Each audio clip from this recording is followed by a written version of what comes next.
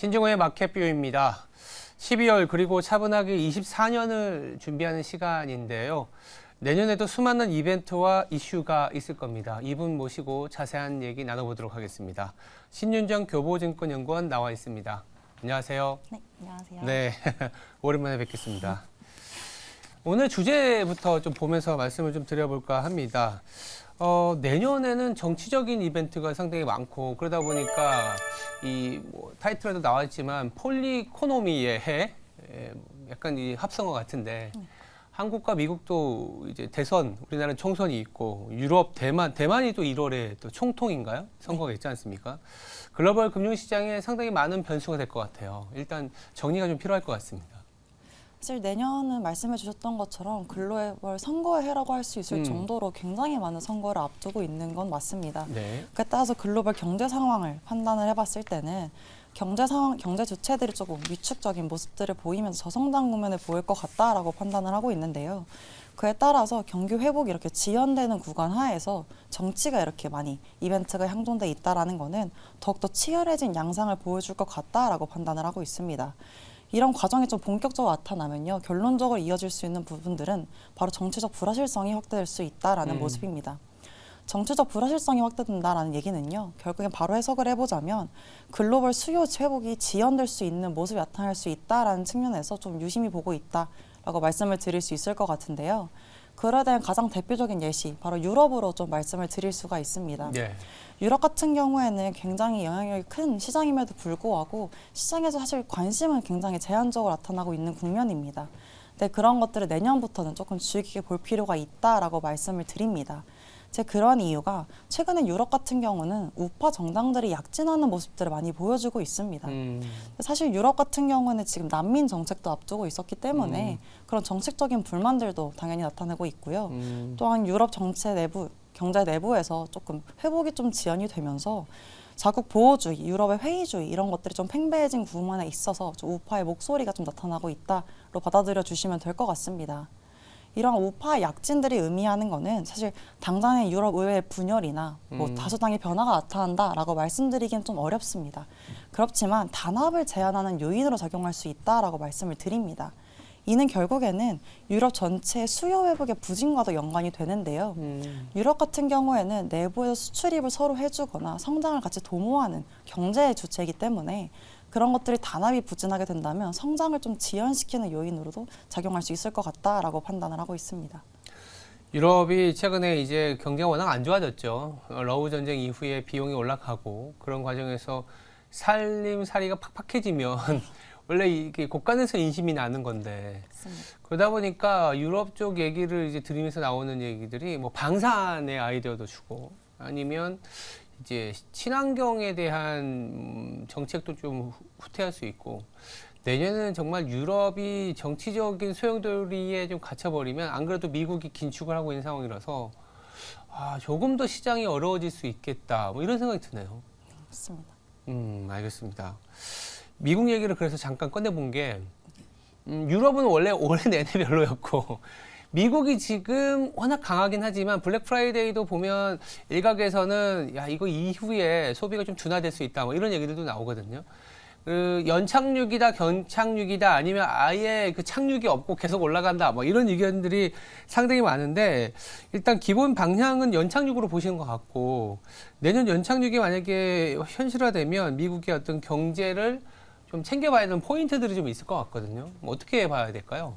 사실 말씀해 주셨던 것처럼 내년 경제를 바라보는 입장에서 저는 연착륙을 베이스 시나리오로 가지고 있습니다. 네. 근데 사실 착륙 자체보다는 그 향후의 방향성이 굉장히 중요해진 시점이라고 생각을 하는데요. 근데 그 시점 자체, 그 방향성 자체를 좀 저성장이라고 말씀을 드릴 수 있을 것 같습니다. 그런 것들을 분석하는 데 앞서서 가장 핵심적인 지표로 말씀을 드리는 것이 바로 물가입니다. 사실 계속 물가를 중요하다고 말씀을 드리고 있는 부분들이 사실 작년부터 좀 이어졌었는데요. 작년에 물가가 고점을 기록한 이후에 지금 현재 레벨과 비교를 해보면 굉장히 빠른 폭으로 내려온 거는 맞습니다. 에너지 기저효과가 반영이 된 부분들이 있었기 때문에 물가가 지금 레벨로 내려와 준 거는 굉장히 긍정적으로 평가될 부분이라고 저 생각을 하고 있습니다.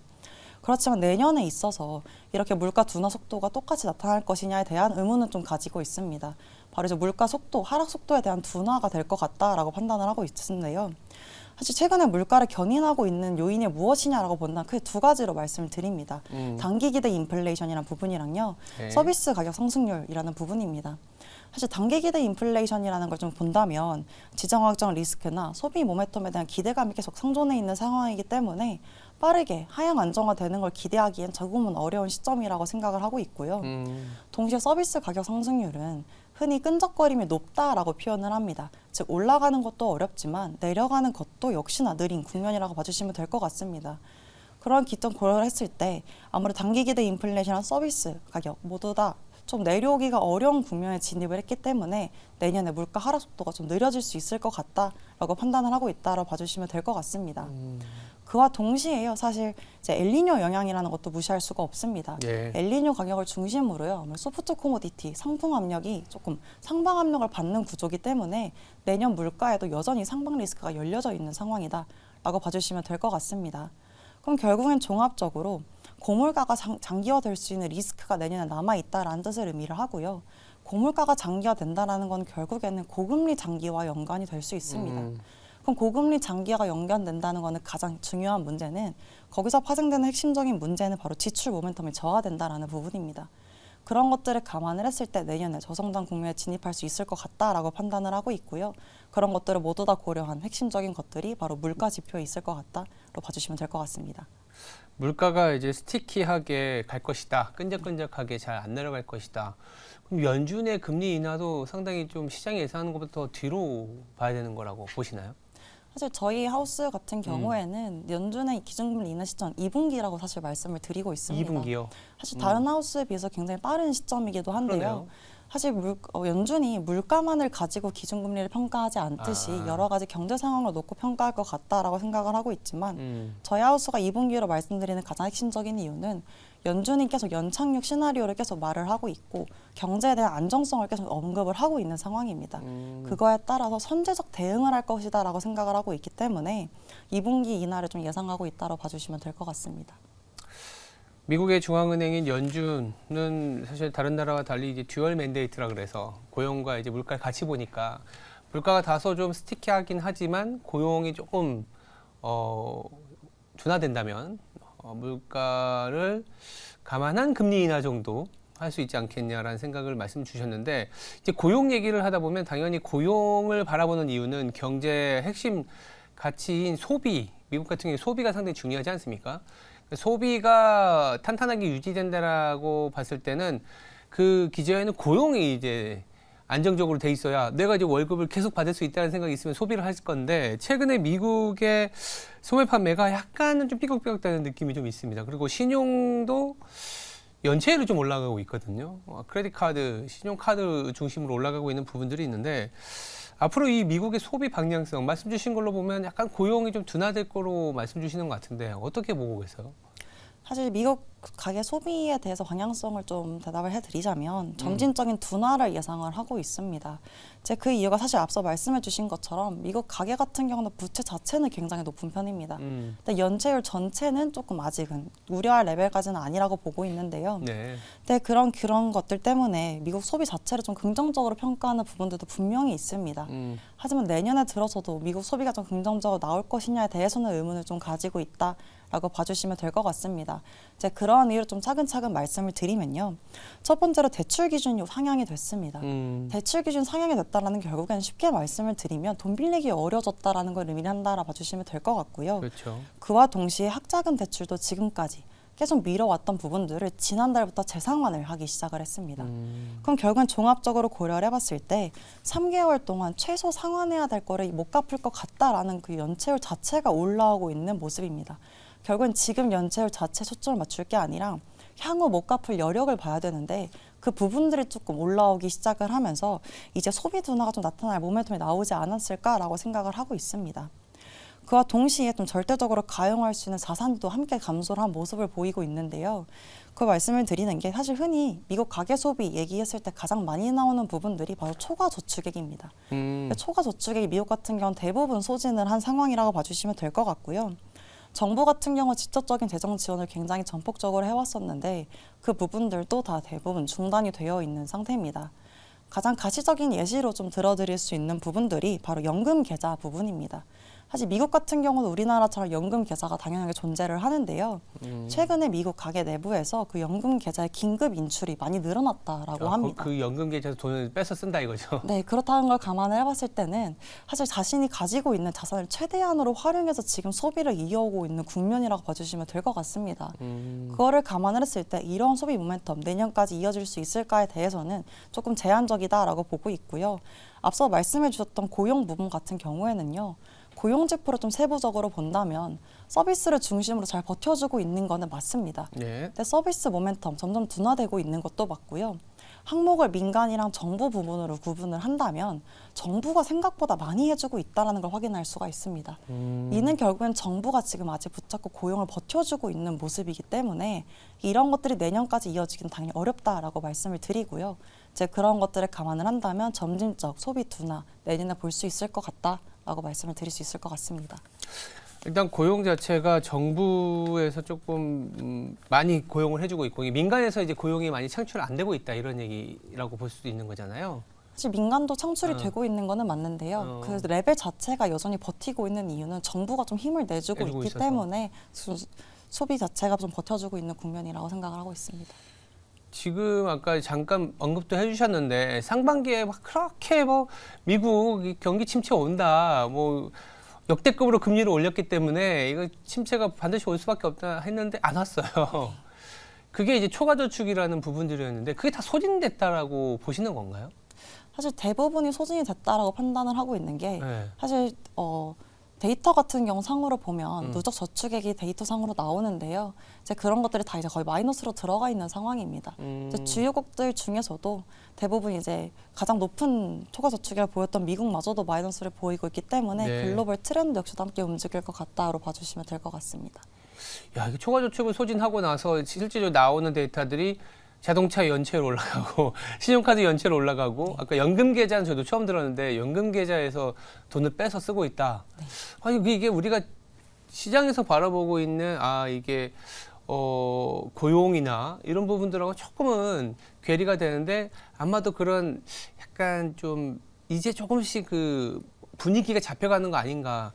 그래서 조금 이 연말에 대한 소비를 너무 과하게 보지 말고 이런 지표들을 보면서 미국의 소비가 조금은 둔화될 수 있다. 이렇게 좀 말씀을 해주시는 것 같습니다.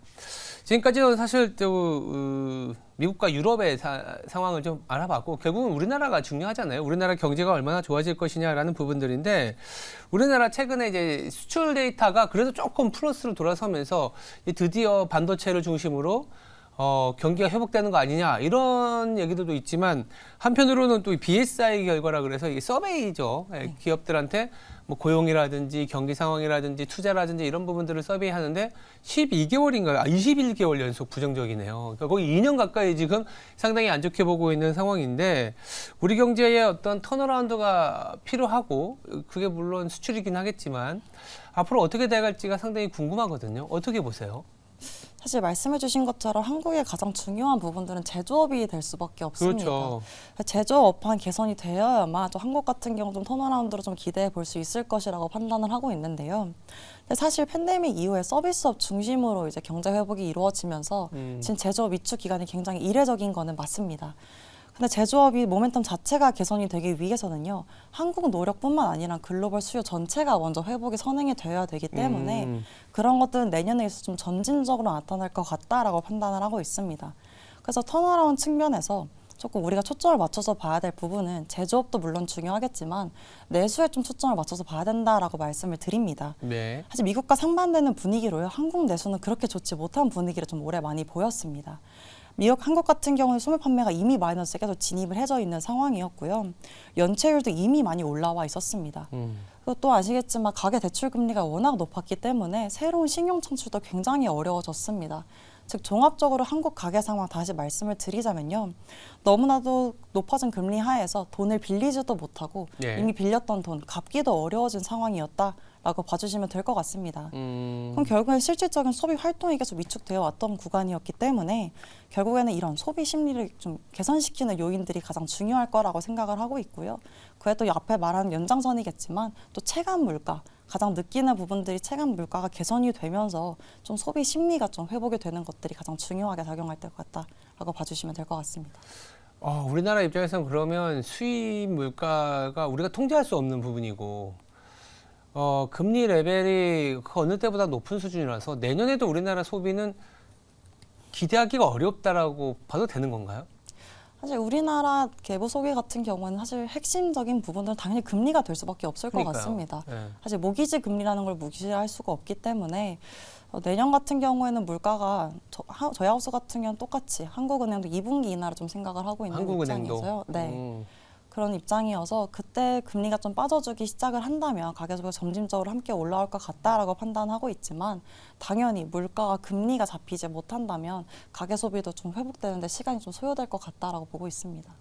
금리가 한국은행이 내년 2분기에 금리를 내려도 예전처럼 뭐 그렇게 막 큰 폭으로 인하하기보다는 연준 눈치를 볼 수밖에 없잖아요. 뭐 한 어느 정도 내릴 거라고 보세요? 사실 제가 저희 하우스 채권 당장을 얘기할 따로- 수가 없었기 그렇구나. 때문에 네. 좀 제한적으로 말씀드리겠지만 네네. 저희 하우스도 솔직히 앞서 말씀해 주신 것처럼 연준의 눈치를 볼 수밖에 없는 입장이잖아요. 한국은행 같은 경우는. 그렇죠. 그런 걸 생각해서 연준이 내리는 것만 함께 점진적으로 내리겠지만 보다 한국 경제 상황에 초점을 맞춰서 아무래도 부채에 따라서 조금 움직임을 좀 변화를 주지 않을까로 봐주시면 될 것 같습니다.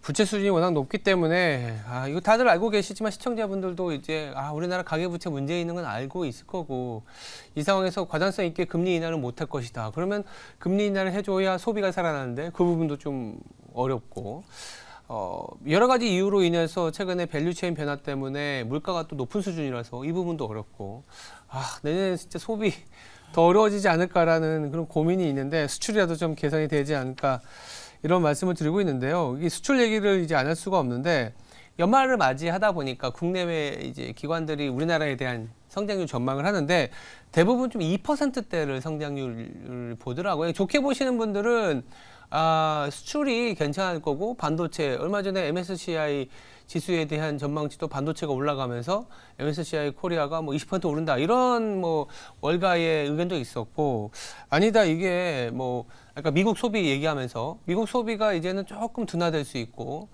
유럽도 지금 소비해주기에는 정치적인 변수라든지 비용이 올라와서 글로벌 수요가 만만치 않을 것이다. 그럼 우리나라 수출이 생각보다 어려울 것이다. 이런 의견들도 있습니다. 그러면 내년에 우리가 좀 기대할 수 있는 포인트가 무엇인지 아니면 우리 시장이 좀 나아진다면 어떤 것들이 좀 개선돼야 될지 좀 궁금하네요. 사실 말씀해 주셨던 것처럼 우리나라 개선되려면 사실 제조업 수출이 가장 핵심이기 때문에 그렇죠. 제조업이 좀 빠르게 올라올 수 있다라는 걸 좀 기대감을 가지고 있는 부분도 있습니다. 사실 뭐 부정적인 부분들을 말씀을 드릴 수밖에 없는 이유는 사실 내년에 경제를 바라보는 이코노미스트 입장에서는 사실 금리랑 물가 레벨을 중심적으로 봐야 되기 때문에 부정적인 것들을 좀 오늘 전달을 많이 해드렸지만요. 네. 여전히 기대감을 가지고 있는 부분들은 또 제조업에 남아 있습니다. 사실 제조업의 빠른 회복이 가셔될 수 있다라는 것들인데요.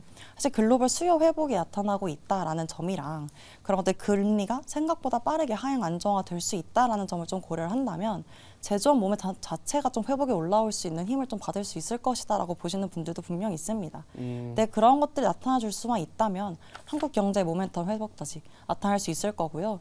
그와 동시에 한국의 수출 모멘텀 회복이 나타난다는 것은 외수 기반 성장이 가능해질 거라는 것도 의미를 하기 때문에 그런 것들이 전반적으로 좀 긍정적으로 기대해 볼 수 있을 만한 부분이 되지 않을까로 여겨주시면 될 것 같습니다.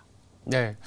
일단 뭐 내년도 사실은 좀 그렇게 호락호락하지만은 않을 것 같다. 정치적인 변수 그리고 미국의 소비 둔화, 한국의 어떤 빡빡한 살림살이는 좀 이어질 수 있지만 그 안에서도 어떻게 보면 또 연준과 하느니 또 금리를 내릴 수 있는 사이클이 온다면 또 지금의 생각은 좀 변화될 수 있지 않을까 이런 생각도 가져봅니다. 지금까지 신윤정 교보증권 연구원의 말씀이었습니다. 감사합니다.